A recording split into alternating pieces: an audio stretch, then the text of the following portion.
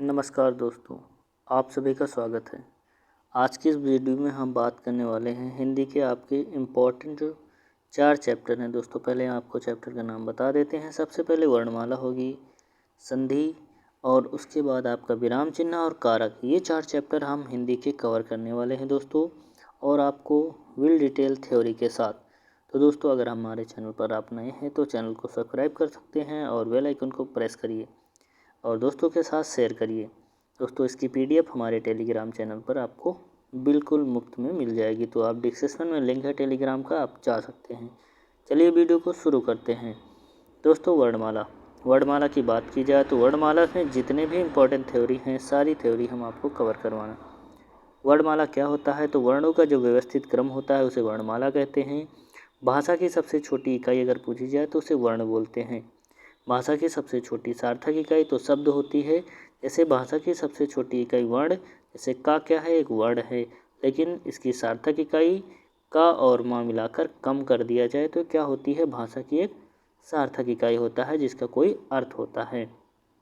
Next हो जाएगी भाषा की सबसे छोटी लिखित इकाई की बात की जाए तो वर्ण होता है। जैसे का, ये क्या है? एक वर्ण है, तो भाषा की सबसे छोटी लिखित इकाई वर्ण होती है। भाषा की सबसे छोटी मौखिक इकाई क्या होती है? तो वो ध्वनि होती है। जो कुछ भी हम बोलते हैं, कुछ भी एक छोटा सा वर्ड, तो वो एक ध्वनि होगी, और ध्वनि क्या होती है? भाषा की सबसे छोटी मौखिक इकाई होती है। अब दोस्तों हम बात करने वाले हैं वर्ण के भेद। वर्ण के 2 भेद होते हैं दोस्तों, ये नर्सरी से लेकर अभी तक हम पढ़ते आ रहे हैं। स्वर और व्यंजन।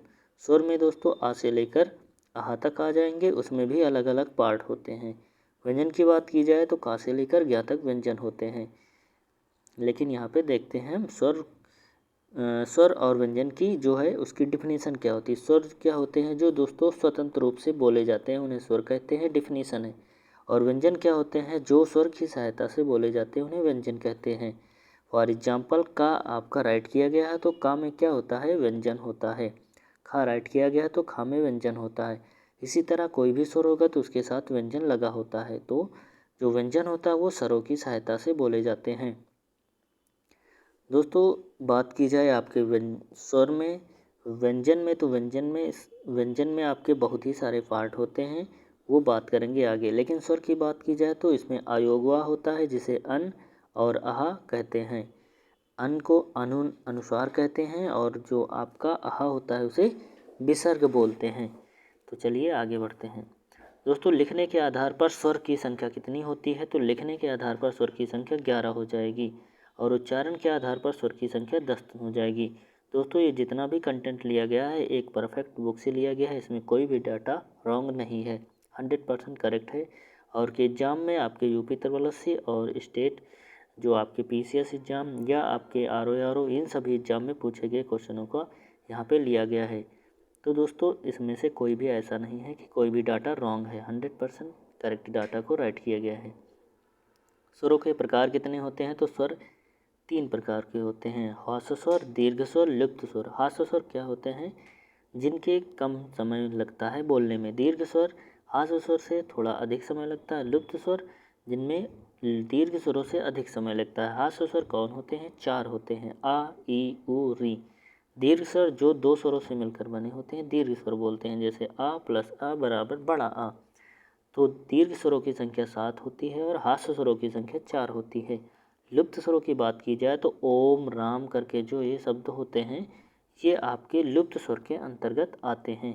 जैसे मैं आपको बताता हूँ, ओम, ये जो अंगा की तरह एक वर्ड होता है जिसे माँ के साउंड में पढ़ा जाता है, वो इसमें हो जाएगा। ठीक है, चलते हैं। जीभ के आधार पर स्वर कितने प्रकार के होते हैं? अग्र, मध्य, पश्च। जीभ के आधार पर दोस्तों बोलने के आधार पर 3 प्रकार के होते हैं। अग्र जो आगे जीभ से आते हैं जैसे ई, ए, आई। मध्य जो बीच से आता है आ। पश्च जो पीछे से आते हैं आ, उ, ओ, औ। नेक्स्ट हो जाएगा मुख खुलने के आधार पर। मुख जैसे भी खुलता है उसके आधार पर स्वर कितने होते हैं? तो संवृत स्वर, जैसे उ, ई, ये संवृत स्वर। अर्ध संवृत स्वर ओ, ऐ हो जाएगा। विवृत स्वर बड़ा आ हो जाएगा। और अर्ध विवृत की बात की जाए तो आ, औ और ए हो जाएगा, ये अर्ध विवृत में आएंगे। दोस्तों ओष्ठ आकृति के आधार पर स्वर कितने होते हैं? दोस्तों जितने भी टाइप के आपके एग्जाम में क्वेश्चन बनते हैं सारे टाइप को कवर किया गया है, तो आप इसे आसानी से आराम से आप देखते रहिए। ओष्ठ आकृति के आधार पर वृत्तमुखी अवृत्तमुखी दो टाइप के होते हैं। कभी कभी एग्जाम में सिंपल से आपके यही पूछ लिया जाता है कि ओष्ठ आकृति के आधार पर स्वर कितने प्रकार के होते हैं, तो दो प्रकार के होते हैं। उसमें कौन कौन से, तो वृत्तमुखी जो हो जाएगा उ ओ औ, अवृत्तमुखी में अ आ इ ई ए आई। अगला जो होगा वो जाति के आधार पर कितने होते हैं। जाति के आधार पर सजातीय और विजातीय होते हैं। सजाति में समान जाति के आते हैं, जैसे आ इ ई उ। इन्हें सजाती क्यों बोला जाता है, क्योंकि ये एक ही वर्ड से मिलकर बने होते हैं। विजाति में दोस्तों ए ऐ ओ औ जो दो से मिलकर बने होते हैं, इसीलिए इन्हें विजाति बोला जाता है। दोस्तों स्वर से होने वाले जितने भी टॉपिक, जितने भी क्वेश्चन, जितने भी टाइप बनने वाले हमने सारे कवर कर लिया है। इसके बाद अब दोस्तों आ जाते हैं वर्णमाला के अगले क्रम में, व्यंजन में। व्यंजन से जितने भी टाइप बनेंगे हम इसमें कवर करेंगे। व्यंजन में दोस्तों सबसे पहले नासिक के व्यंजन कौन होते हैं, जो नाक से बोले जाते हैं। मान लीजिए अंगा, अइया, अड़ा, ना, मा। ये दोस्तों टाइपिंग मिस्टेक है, आप समझ सकते हैं। फर्स्ट हो जाएगा अंगा, अइया, अड़ा, ना, मा, यहाँ पे दे रखे हैं, तो ये सारे नासिक होंगे जो नाक से बोले जाते हैं। अंतस्थ दोस्तों या, रा, ला, वा अंतस्थ व्यंजन होते हैं। अर्धस्वर कौन होते हैं, जो आधे स्वर आधे व्यंजन होते हैं, तो ये होते हैं या और वा को अर्धस्वर कहते हैं। नेक्स्ट हो जाएगा लुंठित या प्रकंपित किसे कहते हैं, जिनमें जैसे रा प्रकंपित, जिसमें हमारी जीभ क्या होती है, थोड़ा सा उसमें गुर्राहट सी आवाज़ आती है, तो प्रकंपित रा हो जाता है। और पार्श्विक कौन होता है, तो ला जो होता है इसे पार्श्विक व्यंजन बोलते हैं। अगला हो जाएगा उष्मीय संघर्षी व्यंजन, इंपॉर्टेंट सा, खा, सा, हा। इन्हें उष्मीय व्यंजन या संघर्षी व्यंजन बोलते हैं। संयुक्त व्यंजन छत, रंग, ज्ञ, स्रा कहते हैं, क्योंकि ये दो वर्णों से मिलकर बने होते हैं। जैसे छत्री की छा की बात की जाए तो का और सा के साथ मिलकर बना होता है। त्रा की बात की जाए ता और रा के साथ। ज्ञ की बात की जाए जा और आ के साथ। स्रा की बात की जाए शा और रा के साथ मिलकर बनते हैं, इसलिए इन्हें संयुक्त व्यंजन बोलते हैं। उच्छिप्त की बात की जाए तो डा और ढा जो होते हैं उन्हें उच्छिप्त व्यंजन कहते हैं। वर्णों की संख्या के आधार पर यहाँ पे अलग अलग दिखाई दे रखे हैं कि जो आपके स्वर होते हैं उन्हें 11 होती है संख्या उनकी। अयोगवा 2 होते हैं, जिसे अन और आहा बोलते हैं। उच्छिप्त 2 होते हैं, डा ढा बोलते हैं। संयुक्त छत, रंग, ज्ञ, स्रा होते हैं। व्यंजन 33 होते हैं, और आगात जो होते हैं और जाफा को क्या बोलते हैं, आगात व्यंजन बोलते हैं। अगला देखने वाले रा के रूप कितने होते हैं। रा के दोस्तों सिंपल सा, एक ये रा होता है जो पूरा रा होता है, एक मात्रा में रा होता है, और एक ट्रक में ये नीचे रा होता है और पूरा रा होता है। तो ये रा के अलग अलग रूप दिखा रखे हैं। और जैसे रेफ रा होता है वो क्या होता है, आधा रा होता है, ठीक है। बाकी जितने रा होते हैं वो पूरे रा होते हैं। कृपया स्वर वाला री, जैसे कृपया में रा लगता है वो क्या होता है, स्वर वाला री वाला आपका रा होता है। अगला हो जाएगा वायु प्राण के आधार पर व्यंजनों का वर्गीकरण। वायु प्राण के आधार पर क्या दोस्तों, कि जिस वर्ण को या जिस अक्षर को बोलने में जितना समय लगता है, जिस हिसाब से, उस हिसाब से उसे विभाजित किया गया है। इसमें दो टाइप होते हैं, अल्पप्राण, महाप्राण। अल्पप्राण व्यंजन कौन होते हैं, स्वर, जितने भी स्वर होते हैं वो सभी अल्पप्राण होते हैं, और उनके साथ व्यंजन में पहला वर्ण, तीसरा और चौथा, जैसे का, खा, गा, घा, अंगा, ये राइट कर दिया गया है। तो इसमें दोस्तों पहला और आपका तीसरा और आपका पांचवा, पहला, तीसरा, पांचवा, ये क्या हो जाएंगे दोस्तों, अल्प प्राण हो जाएंगे। और आपका दूसरा और चौथा खा और घा, ये क्या होते हैं, महाप्राण होते हैं। इसी तरह का से लेकर चा की लाइन, उसके बाद टा की लाइन, पा की लाइन, ता की लाइन, जितनी भी लाइन है इसमें सेम यही कंसेप्ट लगने वाला है कि जो 1, 3, 5 होते हैं वो क्या होते हैं, अल्प प्राण होते हैं, और आपके दूसरे जो चौथे होते हैं वो महाप्राण होते हैं। प्लस उष्मीय व्यंजन, उष्मीय व्यंजन कौन से थे, शाखा, साहा, ये कैसे होते हैं, महाप्राण होते हैं। और इसमें अल्प प्राण में अंतस्थ व्यंजन या, रा, ला, वा, ये अल्प प्राण होते हैं।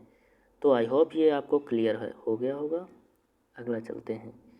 नेक्स्ट है आपका कि घोष स्वर तंत्रियों के आधार पर, घोष स्वर तंत्रियों के आधार पर घोष और अघोष वर्ण होते हैं। जैसे मैंने लिख दिया, क, ख, ग, घ और अंगा, तो इसमें आघोष क्या होता है, पहला और दूसरा जो हो जाएगा वो आघोष हो जाएगा, तीसरा चौथा पाँचवा वो क्या होगा, साघोष हो जाएगा।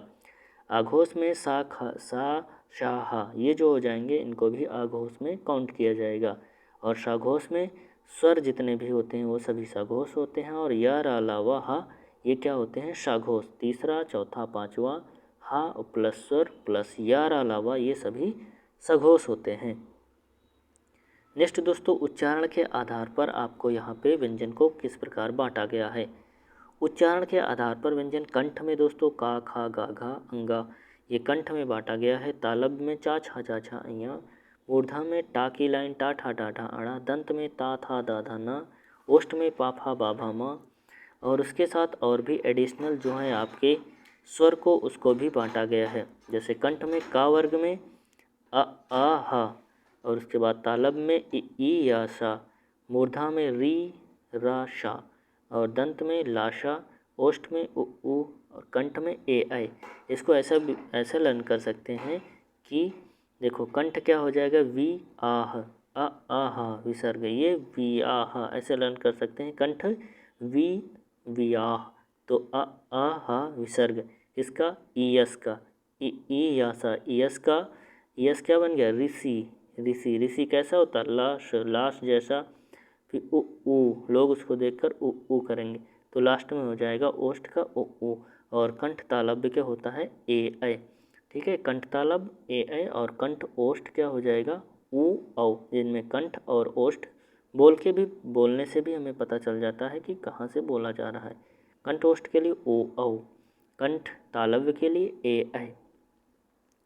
नेक्स्ट हो जाएगा दंतोष्ठ। दंतोष्ठ वाह हो जाएगा। दंतोष्ठ के अंदर कौन सा आ जाएगा, वाह आ जाएगा। तो दोस्तों ये आपका वर्णमाला कंप्लीट होता हुआ। चलते हैं नए टॉपिक की ओर। तो दोस्तों अगला टॉपिक आपके सामने संधि है। तो दोस्तों संधि क्या होती है, दो वर्णों या शब्दों का मेल संधि कहलाता है। देखिए संधि से जितने भी इम्पोर्टेंट आपके टॉपिक बनने वाले हैं उस सबको हम इस वीडियो में कवर करने वाले हैं। तो चलिए संधि टॉपिक को भी समाप्त करते हैं। सबसे पहले आपके सामने है आ ई उ आ। ये क्या है, अन से आह तक स्वर राइट कर दिए गए हैं। यहाँ पे सिंपल सा संधि के फैमिली को बात की गई है, लेकिन संधि फैमिली दोस्तों एक स्पेशल वीडियो में हम डिस्कस कर देंगे। यहाँ एक संधि का ओवरऑल रिव्यू देखने वाले हैं, संधि का रिवीजन करने वाले हैं, या आप नए हैं तो संधि को समझने वाले हैं कि संधि किस किस टाइप की और कौन कौन सी होती हैं। दोस्तों वृद्धि संधि में क्या होता है, जब एक प्रकार के स्वर साथ आ जाते हैं तो वृद्धि संधि होती है। जैसे आ के साथ आ जाएगा, ई के साथ ई आ जाएगा और ऊ के साथ ऊ आ जाएगा। जब एक ही प्रकार के स्वर आते हैं तो वो संधि वृद्धि संधि हो जाएगा। गुण संधि की बात की जाए तो आ के साथ छोटा या बड़ा के साथ ऊ या ई आएगी तो क्या हो जाएगा, गुण संधि हो जाएगा। इतना ध्यान करके चलिए, बाकी को हम जैसे जो संधि आएगी उसको डिस्कस कर लेंगे। अब सिंपल से शुरू करते हैं। संधि के प्रकार, कितने प्रकार की संधि होती है, कभी कभी एग्जाम में यही पूछ लिया जाता है, क्योंकि मोस्टली लोगों को स्वर संधि, व्यंजन, विसर्ग, यड़, आदि ये सारी संधियाँ होती हैं तो वो कन्फ्यूज हो जाते हैं। उनको लगता है कि 5 या 6 प्रकार की होती हैं, लेकिन नहीं दोस्तों, संधि 3 प्रकार की होती है। उनके अंडर जो संधियाँ आती हैं वो आगे डिस्कस की जाएंगी। स्वर संधि, व्यंजन संधि, विसर्ग संधि। संधि जो मुख्यतः 3 प्रकार की होती हैं। बात की जाए दोस्तों स्वर संधि, स्वर संधि 2 स्वरों का मेल होता है। व्यंजन संधि 2 व्यंजनों का मेल होता है। विसर्ग में एक तरफ स्वर एक तरफ विसर्ग आपको मिलने वाला है। तो स्वर संधि के यहाँ पे प्रकार देखने वाले हैं दोस्तों। सबसे पहले स्वर संधि के कितने प्रकार होते हैं, तो स्वर संधि के आपके 5 प्रकार के होते हैं। यड़ संधि, दीर्घ संधि, अयादि संधि, गुण संधि, वृद्धि संधि। ये आपके स्वर संधि के 5 प्रकार हो गए। और फर्स्ट जो संधि है आपके सामने वो है आपकी दीर्घ संधि। तो दीर्घ संधि क्या होती है दोस्तों, जब एक समान स्वर आ जाते हैं तो दीर्घ संधि होती है। जैसे हमने पहले भी बता दिया, उसे हम बोल सकते हैं ए फैमिली। दोस्तों स्वर को फैमिलियों में डिवाइड कर सकते हैं। चलिए एक बार हम डिस्कस कर लेते हैं हल्का सा। दोस्तों जैसे हमारे स्वर यहाँ राइट हैं तो इसको हम ऐसे देख सकते हैं कि ये एक फैमिली हो जाएगी ए फैमिली, और ये बी फैमिली, और ये सी फैमिली हो जाएगी। दोस्तों जब ए फैमिली एक साथ आ के साथ छोटा बड़ा, ई के साथ छोटी बड़ी, ऊ के साथ छोटा ऊ बड़ा ऊ, जब एक समान स्वर आएंगे तो वहाँ पे दोस्तों कौन सी संधि हो जाएगी, वो हो जाएगी आपकी दीर्घ संधि। जैसे यहाँ पे कुछ एग्जाम्पल आपके सामने मैंने रख दिया है, जैसे आ प्लस आ बड़ा आ, ई प्लस ई बड़ी ई, ऊ प्लस ऊ बड़ा ऊ। इसके साथ यहाँ भी बड़ा ऊ हो सकता है, यहाँ बड़ी ई हो सकती है, फिर भी यही रहने वाला, इसमें कोई चेंजमेंट नहीं होने वाला। यहाँ बड़ा भी कर सकते हैं तो वही रहने वाला है। उदाहरण के लिए आपके सामने कुछ उदाहरण मैंने भी रख दिए हैं, वो है पुस्तकालय। तो इसका पुस्तक धन आलय, यहाँ से का में हलंत लगेगा और छोटा आ जाएगा प्लस बड़ा आपके सामने आ जाएगा, तो आ प्लस आ मिलकर बनेगा कौन सी संधि? दीर्घ संधि। नेक्स्ट है गिरीश, गिरी धन ईश। तो यहाँ से आपके सामने बड़ी ई और छोटी ई प्लस बड़ी ई मिलकर बड़ी ई बन जाएगी, ये भी समान है। भानुदय, भानुधन उदय, भानुदय। तो ये जितने भी एग्जाम्पल आपको बताएं ये सारे दीर्घ संधि के हो जाएंगे। नेक्स्ट है गुण संधि। गुण संधि की बात की जाए तो इसमें आ के साथ मैंने बताया ई और ऊ आ जाएंगे। आ के साथ ई छोटी ई बड़ी ई, आ के साथ छोटा ऊ बड़ा ऊ। छोटा आ के स्थान पे यहाँ बड़ा आ भी हो सकता है, छोटा आ भी हो सकता है। ठीक है, तो ये सारे जब आ जाएंगे तो क्या हो जाएंगे एक बार देख लेते हैं। जब आ के साथ बड़ी तो ए बन जाता है, और आ के साथ छोटी तब भी ए बन जाएगा। आ के साथ छोटा हो तो ओ, आ के साथ बड़ा हो तो औ बन जाएगा। ठीक है, यहाँ पे ए बन जाएगा, आई बन जाएगा। ठीक है, तो ये आपके सामने कौन सी थी? गुण संधि की। दोस्तों इसकी सिंपल से एक ट्रिक होती है कि ट्रिक एक मात्रा वाले शब्द में टूटे। जिसमें एक मात्रा वाले शब्द होते हैं मोस्टली वही आपकी गुण संधि का एग्जाम्पल होते हैं। जैसे आपके नरेश हो गए, सुरेश हो गए, महेश हो गए, दिनेश हो गए, इस प्रकार के जितने भी वर्ड हो जाएंगे वो आपकी गुण संधि के एग्जाम्पल हो जाएंगे। अगला है दोस्तों वृद्धि संधि। वृद्धि संधि की जो ट्रिक होती है वो ए औ मात्रा वाले होते हैं। इसमें आई की मात्रा और औ की मात्रा दोस्तों वृद्धि संधि में देखने को मिलती है। ए में दोस्तों आ प्लस ए आ जाता है, आ के साथ छोटा आ के साथ ए और बड़ा के साथ ए, या छोटा आ के साथ ए, बड़ा के साथ ए, छोटा के साथ ओ, या बड़ा के साथ ओ, छोटा के साथ औ, या बड़ा के साथ औ। ये सारे वृद्धि संधि में आ सकते हैं। दोस्तों इसमें डबल मात्रा वाली देखना है। वृद्धि संधि में मोस्टली जो वर्ड होते हैं वो डबल मात्रा लगी होती है, जैसे सदैव सदाधन एव, परमौज परमधन औज, महोदर महाधन औदर। तो अगर डबल मात्रा वाले शब्द आपको ये नहीं समझ में आ रहा है तो आप डबल मात्रा वाले शब्द देखकर अपना माइंड से उसे क्लियर कर सकते हैं क्वेश्चन को। नेक्स्ट हो जाएगा यण संधि। ट्रिक या और वा के साथ आधा अक्षर। ट्रिक क्या होती है यण संधि के? या और वा के साथ आधा अक्षर होता है। आधा अक्षर पूरा तथा ई की मात्रा का उपयोग होगा। आगे देखते हैं इसके एग्जाम्पल कौन कौन से हो जाएंगे। अत्यधिक, अतिधन, अधिक, अत्याचार, अतिधन, आचार, स्वअल्प, सुधन, अल्प। तो या वा के साथ जितने भी आधा अक्षर आ जाएं वहाँ पे आपका कौन सा संधि हो जाएगा? यण संधि हो जाएगा, या वा के साथ आधा अक्षर। नेक्स्ट हो जाएगा अयादि संधि। अयादि संधि में मोस्टली आओ, आए, आओ, आओ, आओ, ये आपको देखने को मिलते हैं टूटने के बाद वर्ड को। इसमें क्या होता है दोस्तों? ए के साथ या आ जाता है, ओ के साथ हुआ आ जाता है। ट्रिक क्या होगा? या वा के साथ पूरा अक्षर, लेकिन इस ट्रिक पे मोस्टली हम विश्वास नहीं करते हैं। सिंपल सा आपको देखना होगा आए आए औ आओ को, जैसे चयन, चेधन, अन, नायक, नौधन, अक, पावन, पौधन, अन। ठीक है, पवन, पोधन, अन, पावन, पौधन, अन। तो ये आपके अयादि संधि के एग्जाम्पल हो जाएंगे। आए आए औ आओ को ध्यान रखिए। उसके साथ ए आए ओ औ, ए आए के साथ या, ओ औ के साथ वा, आगे आपके ये वर्ड बनाते हैं। नेक्स्ट हो जाएगा दोस्तों आपके सामने व्यंजन संधि। व्यंजन संधि दोस्तों दो व्यंजनों का मेल, एक व्यंजन या एक स्वर का मेल संधि कहलाता है व्यंजन संधि। उदाहरण के लिए दिक धन अंत, वाक धन ईस, वागीस, दिक धन अंत, दिगंत, ये सारे व्यंजन संधि के हो जाएंगे। व्यंजन संधि में दोस्तों आपको देखना होगा कि आपको जो का चा टा ता पा होगा वर्ड वो गा जा डा दा में चेंज हो जाएगा। का चा टा ता पा वर्ड जो गा जा डा दा बा में जस्ट आपका चेंज हो जाएगा। यहाँ देख सकते हैं बता रखा है मैंने। चलिए नेक्स्ट की ओर।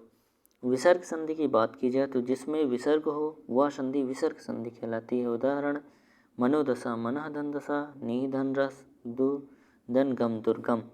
दोस्तों इनके जो क्वेश्चन हैं वो हम आगे वीडियो में करते रहेंगे। उसके बाद आपका ये भी टॉपिक जो है विसर्ग संधि से कंप्लीट होता हुआ। मैंने ये दोस्तों एक ओवरऑल संधि का रिवीजन करवाया है।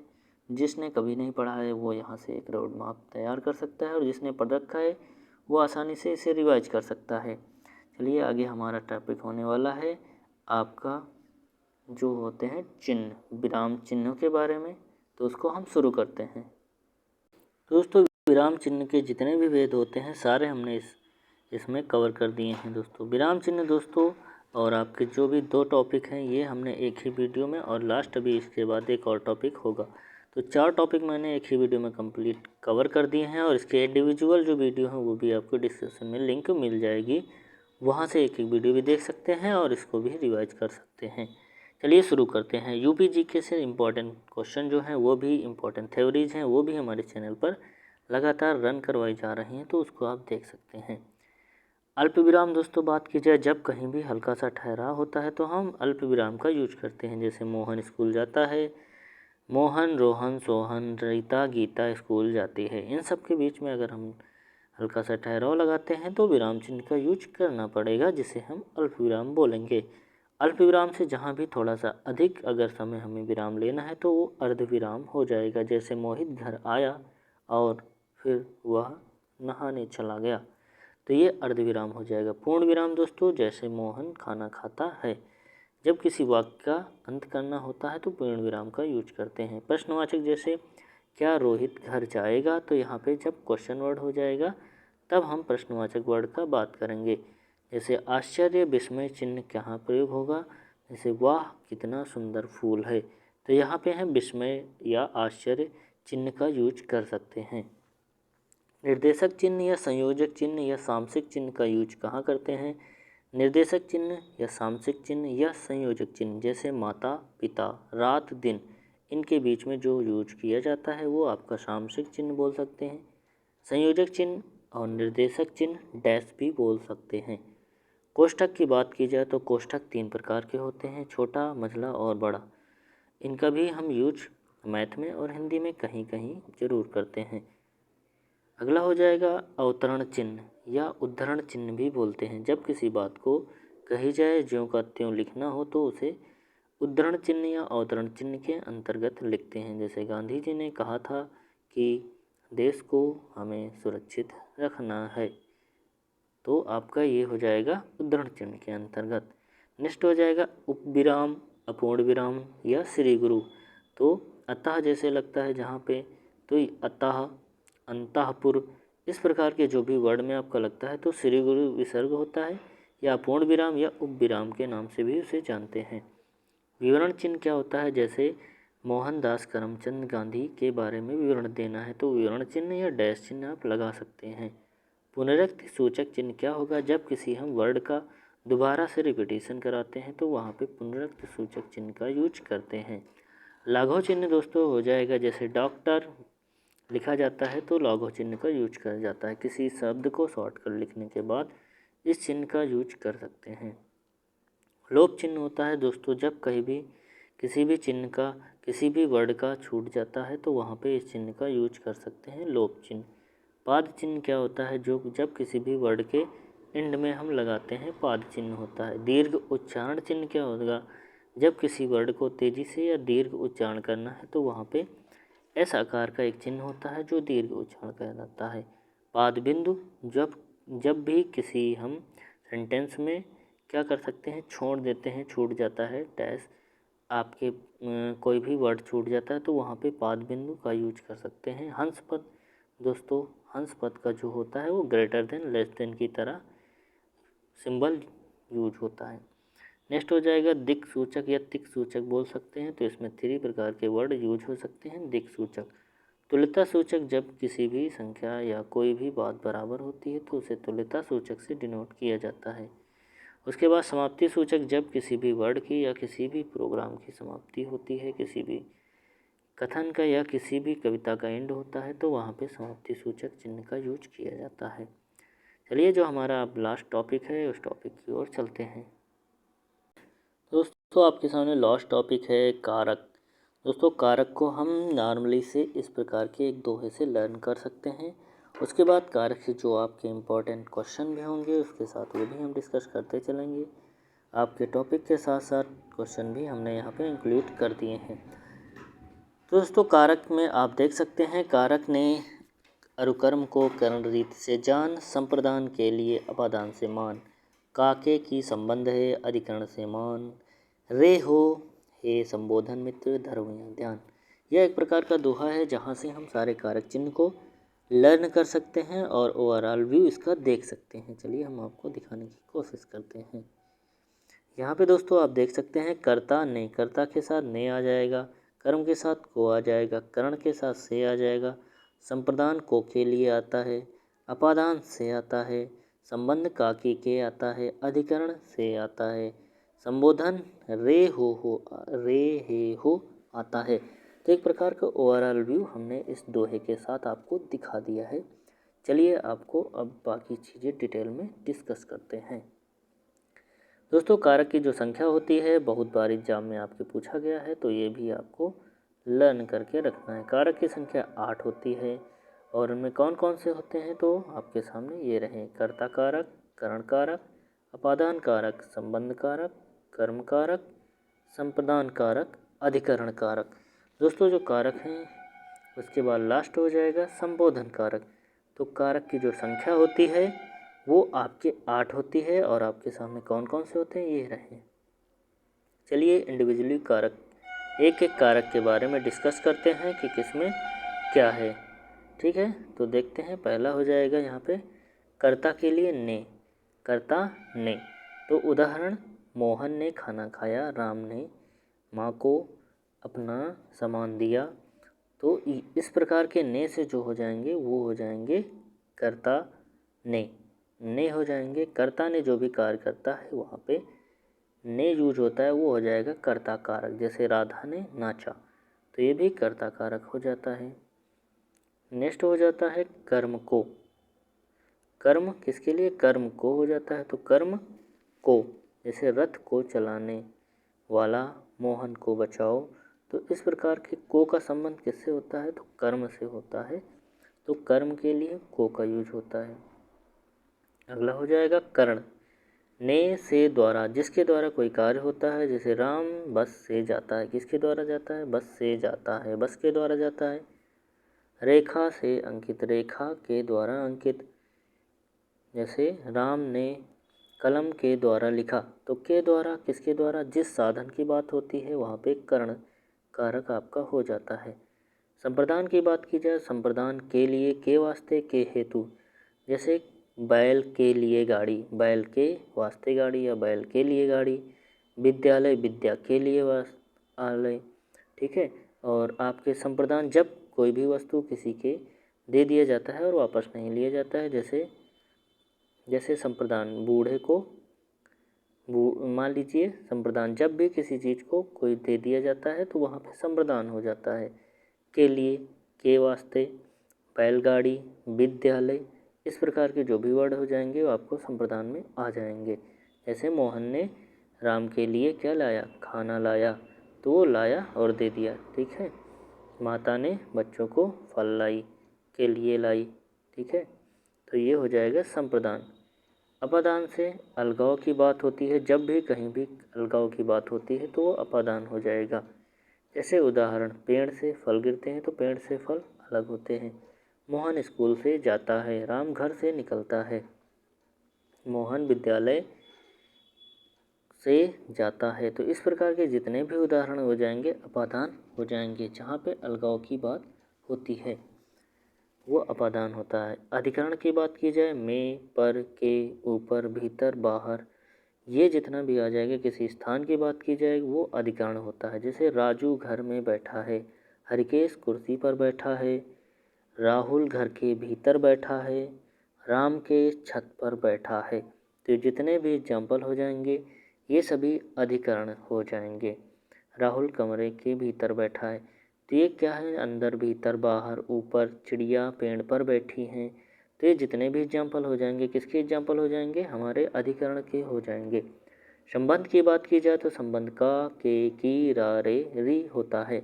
जैसे राजपुत्र, राजा का पुत्र, विद्यासागर, विद्या का सागर, राजगृह, राजा का घर, राजा का संबंध, विद्या का सागर, राजा का घर। तो ये संबंध को बताता है कि किससे किसका संबंध है। लास्ट जो आपके सामने हो जाएगा वो होता है संबोधन। हे, रे, अरे, हे राम, हरे राम। तो इस प्रकार के जो भी हो जाएंगे वो संबोधन में आ जाएंगे, विस्मयानुबोधक चिन्ह उसके साथ लगा होगा। तो आई होप दोस्तों चारों टॉपिक को आपने बहुत ही आसानी से समझ लिया होगा। अगर कोई भी कन्फ्यूजन, अगर नेक्स्ट टॉपिक किसी भी टॉपिक पे आपको वीडियो चाहिए तो कमेंट करिएगा, हम उसके विद PDF के साथ देने की कोशिश करेंगे। और कमेंट करिएगा वीडियो कैसा लगा, और अपने दोस्तों के साथ शेयर करिएगा और ख़ुद भी सब्सक्राइब करिएगा, जिससे आपको लगातार अपडेट मिलते रहें। चलिए मिलते हैं किसी नए वीडियो में इसी तरह के, और तब तक के लिए थैंक यू, जय हिंद। UPG की क्लासेस भी आपकी चल रही हैं, वो भी आसानी से आप देख सकते हैं यहाँ पे।